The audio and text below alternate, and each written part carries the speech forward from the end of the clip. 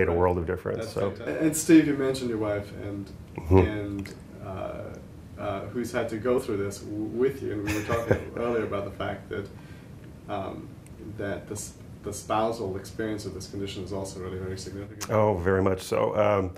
My wife, Debbie, was obviously very concerned, and in many ways she was more concerned than I was.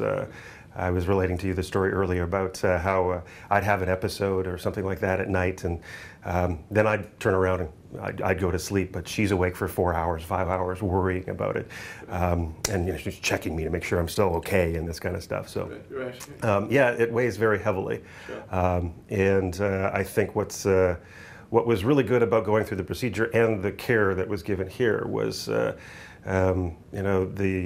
support that my wife had.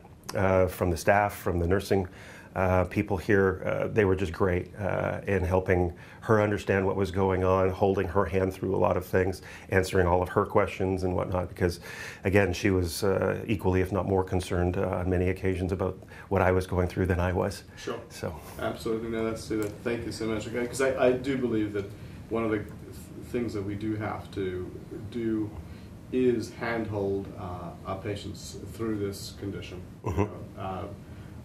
When they first learn about the condition, as they sort of weigh up the different management and therapeutic options. And particularly if they sign up for the procedure, handhold them through that whole procedure and then the aftermath of the procedure as well. Yeah, absolutely. The follow-up, making sure that people know what happens after the procedures and what's expected, because it's not an immediate cure. I mean, even after the final procedure that I had, I think I was still in the AFib for 3 or 4 months before my last episode, and then so we were still, going through things, and Debbie was still wanting to understand what was next and what the steps were to get a full recovery. Right.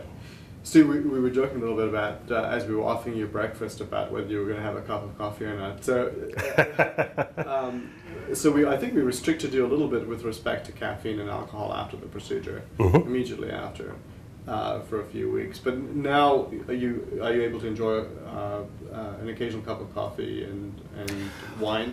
Well, I haven't had a cup of coffee in probably about 3 years, two or 3 years now, and that's just a personal lifestyle choice as well as from the condition. I just haven't felt the need to go back to it. So, and living in Seattle, I guess that's a little odd, but I'm fine without it. I'm a big tea drinker now. Well, herbal teas, no caffeine in the tea. So I've kind of changed my lifestyle from that perspective.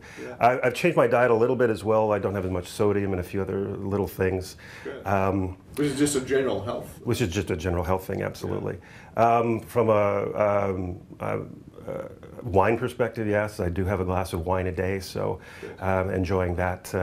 Yes, we did totally no alcohol, I think, for a couple months before the procedure and a few months after. Right. So. Right. No, that's great.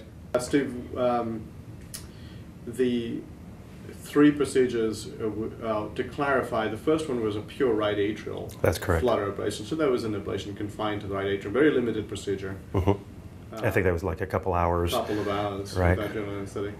The first AFib ablation procedure was the first procedure in the left atrium to address the triggering of atrial fibrillation in that chamber.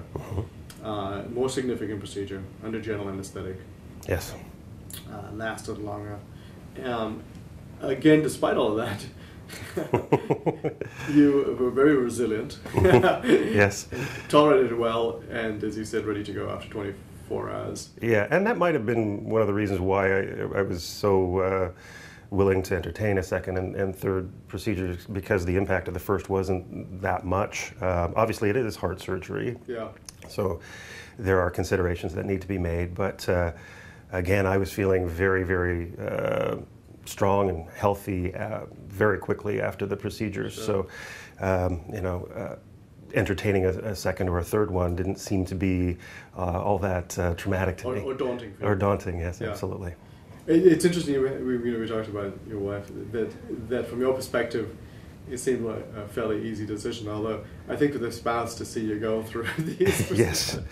Well, had to be tougher because she had to. She was in the waiting room biting her nails. She's in the waiting room. She's there for 8 hours while the second and third ones were going on, and you know, she's obviously the one who has to do all the attending when you're recuperating and things like that. So Right. yeah, and you're just kind of there, and you know, well, you're unconscious for the 8 hours that it's there. So it's fairly painless in some respects. But yeah, the spouse. Trials and tribulations that they have to go through can be significant. Again, Debbie was very concerned about my health, so she was, you know, often taking it more to heart, pardon the pun, than I was. But she got again great support here from the nursing staff. They looked after her. They were very supportive, very attentive to her needs.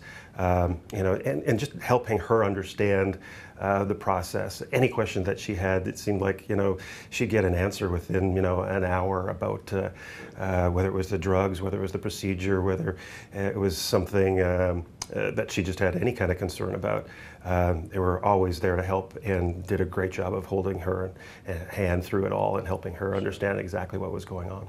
And understanding is the key, Steve. I mean, and it's the purpose of why we're doing these videotapes, because I think that patients can deal with an awful lot if they have a good level of understanding of their condition and what to expect. It allays a lot of anxiety. Yeah, well, especially in this day and age of being informed about your status, of being informed about your health. That's what we felt very confident in, is we'd been given a lot of information. We'd been given the options. You know, the decisions were ours about what we did and didn't do. But we always felt that we had, you know, all the background information that we needed to make the decisions in terms of the risk, in terms of the benefits that were associated with anything that we did. Fantastic.